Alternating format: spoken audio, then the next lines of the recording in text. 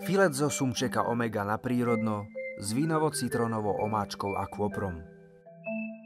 Najskôr si sumčeka omega nakrájame na jednotlivé porcie. Nasolíme a nakoreníme.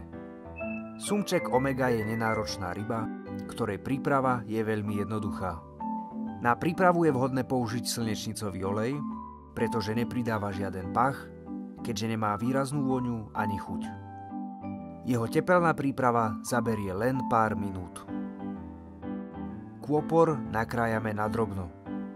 Citrónovú kôru si nastrúhame na tenké pásiky. Na samostatnej panvici si necháme rozpustiť kocku masla. Následne postupne pridávame nastrúhanú citrónovú kôru. Ďalej prilejeme vínko a trochu cukru na zjemnenie. A nakoniec dochutíme kôprom. Omáčku dôkladne premiešame a prilejeme predsedenú šťavu z citróna. Na záver sumčeka odstavíme z ohňa, hotové kúsky jemne naukladáme na misu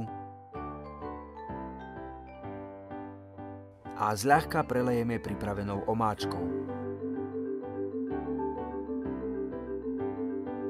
Spolu sme si pripravili mega zdravý, mega chutný recept. Prajeme vám dobrú chuť. Sumček omega.